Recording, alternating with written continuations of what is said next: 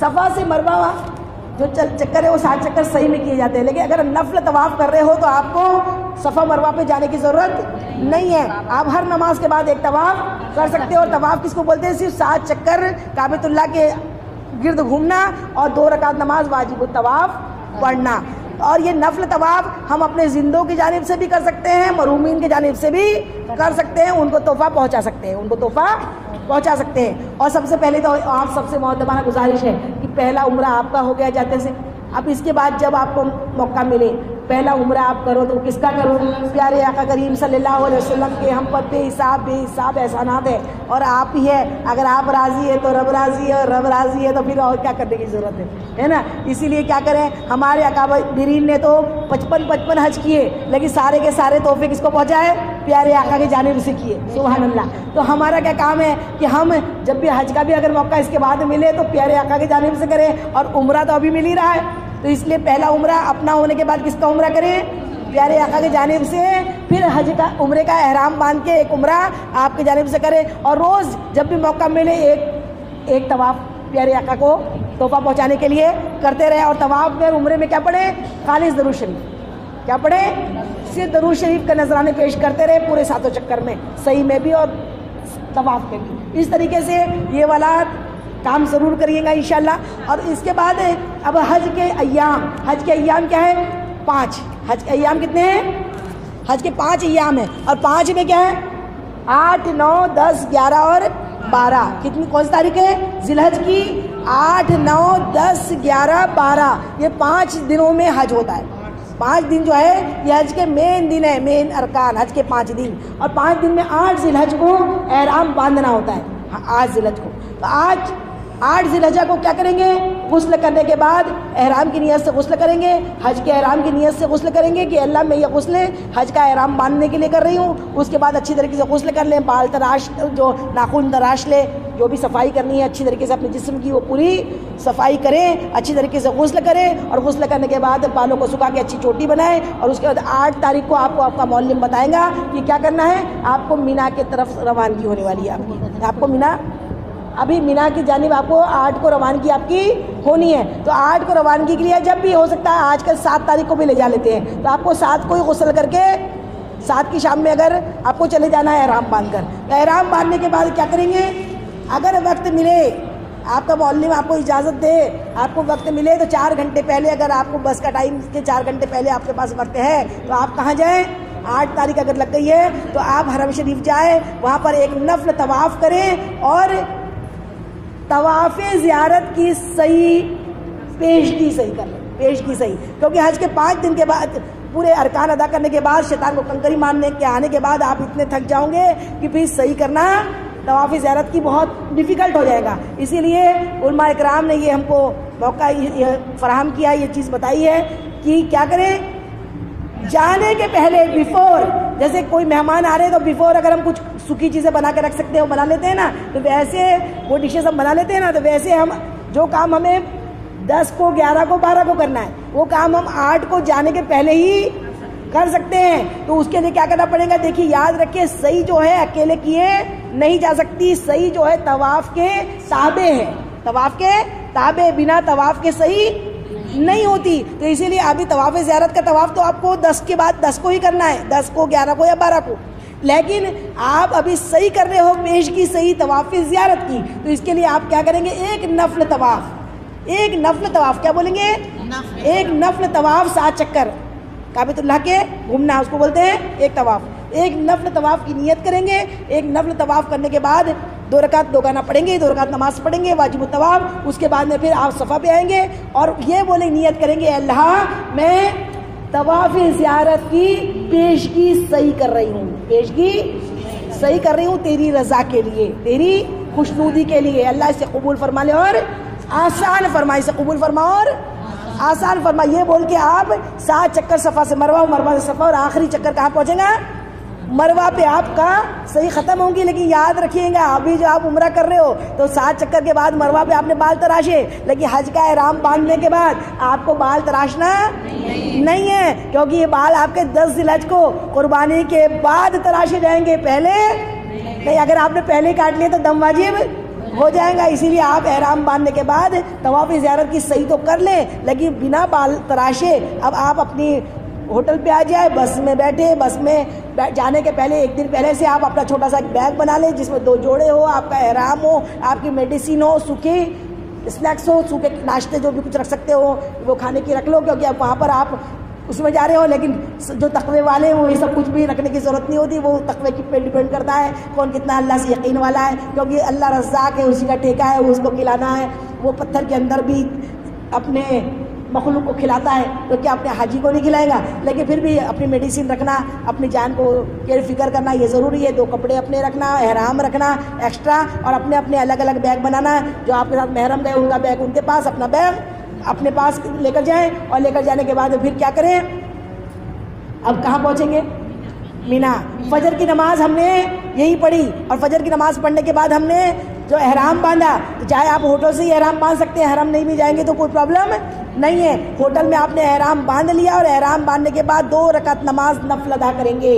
دونوں رکعت میں پہلی رکعت میں قل یا ایھا الکافرون اور دوسرے میں قل هو اللہ شریف پڑھ کے سلام پھیریں گے, اور سلام پھیرنے کے بعد تلبیہ پڑھیں گے. پھر کیا پڑھیں گے؟ اب تلبیہ بھی شروع ہو گیا. اب تلبیہ پھر یہ حج کا تلبیہ ہے. اب وہ تلبیہ پہلے کیا ختم ہوا تھا؟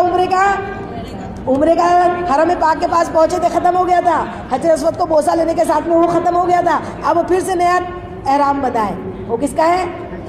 حج کا. تو حج کے احرام میں آپ کیا کریں گے؟ اب تلبیہ شروع کر دیں گے 2 رکعت نماز پڑھنے کے بعد. اور اس کے بعد جب آپ یہاں فجر کی نماز مکہ معظمہ میں پڑھی, پھر مینا میں 5 نمازیں پڑھنی ہے. کون کون سی؟ ظہر, عصر, مغرب اور عشاء. 8 کون سی تاریخ کی؟ 8 کی. اور 9 کی فجر. 9 کی فجر کی نماز 9 ذی الحج کو. اور 9 ذی الحج جو ہے وہ حج کا مین دن. 9 ذی الحج یہ وقت کی پابندی اسلام سکھاتا ہے. آپ سارے سال عرفات جائیے, روز جائیے, کوئی وہ نہیں, کوئی فضیلت نہیں. فضیلت مطلب حج ہونے والا نہیں, لیکن 9 ذی الحج کو چاہے جو بھی ہو, اللہ کے میدان میں, عرفات کے میدان میں پہنچ جائے تو وہ حاجی 9 ذی الحج کی حاضری احرام کے ساتھ وہاں پہنچ جانا. یہ چاہے کوئی پلین سے اڑ جائے وہ بھی حاجی, چاہے 2 منٹ رہ جائے وہ بھی حاجی. کئی پیشنٹ کوما میں ہاسپٹلس میں پڑے ہوتے ہیں, لیکن سب کو 9 ذی الحج کو اسٹریچر کے اوپر ڈال کے ایمبولینس سے ان کو اس میدان میں لایا جاتا ہے. کیوں؟ کہ اس میدان میں حاضری کا نام ہی حج ہے. سبحان اللہ. یہ حج کا مین دن ہے 9 ذی الحج. اور 9 ذی الحج کو حاجی, عرفات کی حاضری کا نام حاجی. اب آپ حاجی بن گئے, وہاں کی حاضری مطلب حاجی بن گئے. اور اس دن کیا ہوتا ہے؟ اس دن اللہ تعالیٰ پہلے آسمان پہ تجلی فرما رہا ہے. سبحان اللہ. اللہ رب العزت پہلے آسمان پہ ہے, اور اب تمام فرشتوں پہ اپنے بندوں کو فوقیت دیتا ہے, فخر کرتا ہے, اور ارشاد فرماتا ہے فرشتوں دیکھو دیکھو, اے فرشتوں دیکھو کیسے میلے کچیلے تھکے ہارے یہ میرے بندے کہاں کہاں سے اپنے ملکوں کو, اپنے شہروں کو, اپنے گھروں کو, اپنے بال بچوں کو, اپنے مال و زر کو چھوڑ کر کس لیے آئے ہیں؟ سوال کرتا ہے. اللہ تعالیٰ پوچھ رہا ہے فرشتوں سے, کیونکہ جس سے محبت ہوتی ہے نا دوسروں سے پوچھا جاتا ہے یہ کیسا ہے, بتاؤ نا یہ کیسا ہے. کیونکہ فرشتوں سے کیوں پوچھتا ہے؟ کہ اللہ تعالیٰ نے جب آدم علیہ السلام کو اپنا خلیفہ بنایا, آدم علیہ السلام کی پیدائش کی جب بنایا, تو یہ فرشتوں نے کہا تھا اے کریم اس آدم کو کیوں بنا رہا ہے؟ یہ آدم جو ہے یہ تو مار کاٹ لڑائی جھگڑے کرے گا انسان, یہ تو کوئی عبادت کے لیے ہم تیرے کم ہے کیا؟ ہم تو تیرے رات و دن عبادت کرتے ہیں. اللہ تعالیٰ نے اس وقت ارشاد فرمایا تھا اے فرشتوں جو ہم جانتے ہیں آپ نہیں جانتے, وہ تم نہیں جانتے, اللہ تعالیٰ جو جانتا ہے, کیونکہ انہی میں سے ہم اپنے محبوب کو بھیجنے والے ہیں. سبحان اللہ. انسانوں میں سے تو اس انسان سے اللہ اتنی محبت کرتا ہے کیونکہ یہ اللہ کے محبوب کے امتی ہے, اور ہم سے تو بھی زیادہ, سارے انسانوں سے زیادہ ہم امت محمدیہ سے اللہ محبت کرتا ہے. تو اللہ تعالیٰ خود ہی سوال کر رہا ہے فرشتوں سے, اے فرشتوں بتاؤ تو صحیح یہ اتنے دور دور سے اتنی بری حالتوں میں تھکے ہارے یہ اس میدان میں کیوں جمع ہوئے ہیں؟ فرشتے عرض کرتے مولا یہ تیری زیارت کو جمع ہوئے ہیں. سبحان اللہ. یہ تیری زیارت کرنے جمع ہوئے ہیں. سبحان اللہ سبحان اللہ. اللہ تعالیٰ پھر سوال کرتا ہے اے فرشتوں یہ تو بتاؤ زائر کا زیارت کرنے, جس کی زیارت کی جائے اس پہ کیا حق ہے؟ فرشتے عرض کرتے میرے مولا ان کا تجھ پہ بہت بڑا حق ہے. اللہ تعالیٰ ارشاد فرماتا ہے اے فرشتوں تم گواہ رہنا, اے فرشتوں تم گواہ رہنا، اس میدان میں جتنے آئے ہیں ہم نے سب کے سب کی بخشش فرما دی، ہم نے سب کی بخشش فرما دی، سب کو ایسا کر دیا گویا ابھی اپنی ماں کے پیٹ سے پیدا ہوئے ہیں۔ فرشتے عرض کرتے ہیں مولا اس میں سے بہت سارے ایسے نہیں ہیں جو اس قابل ہے۔ اللہ تعالیٰ ارشاد فرماتا ہے اس میدان میں جتنے میرے خاص بندے آئے ہیں ان کے صدقے میں نے سارے بروں کی بھی بخشش فرما دی۔ کتنا کریم ہے وہ، کتنا رحیم ہے وہ، یہ بدنصیب بندے تجھ کو خبر نہیں ہے۔ یہ ایسا سفر ہے کہ ساری زندگی کے جو دفتر گناہوں کے بھرے تھے نا، آج اللہ نے سارے گناہوں سے ہمیں پاک کر دیا۔ سبحان اللہ سبحان اللہ، اتنا کریم ہے وہ رب کہ سارے گناہوں سے پاک کر دیا۔ اس کے بعد اللہ تعالیٰ نے ہم سب کو جتنے عرفات میں حاضر تھے سب کی پاکی ہو گئی۔ اس کے بعد عرفات کا عمل کیا ہے؟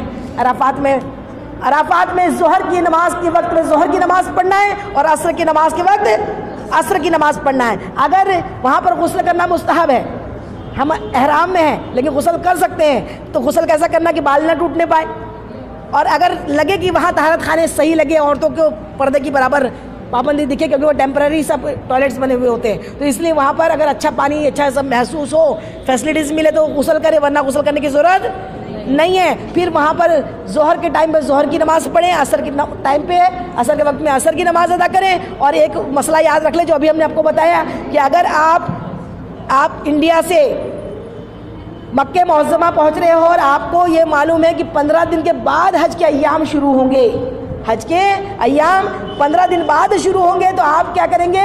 شروع سے پوری نماز پڑھیں گے، قصر نہیں کریں گے۔ لیکن اگر آپ نے دن گنے کہ آپ کا فلائٹ ایسے وقت میں وہاں پہنچ رہا ہے جب آپ مکہ معظمہ پہنچ رہے ہو تو ابھی 14 دن سے کم 15 دن سے کم ہو رہے ہیں، مطلب 14 دن ہو رہے ہیں، 13 دن ہو رہے ہیں، 12 دن بچے ہیں، اس کے بعد آپ کو ان دنوں میں عرفات اور مینا اور مزدلفہ جانا ہے، تو اب آپ وہاں کے مقیم ابھی نہیں ہوئے، ابھی آپ وہاں کے کیا ہے؟ مسافر ہیں، اور مسافر کو شروع سے ہی آپ کو قصر نماز پڑھنی ہے، اور قصر نماز کا خیال رکھیں، سمجھ میں آئے؟ اور اپنی عقل کو دخل نہیں ہے، کوئی بولے میں تو فیسلٹیز والی ہوں، مجھ کو تو اچھا لگ رہا ہے میں پوری پڑھوں گی، جس نے شریعت میں اپنی عقل کی دخل دیا وہ گنہگار ہو گیا۔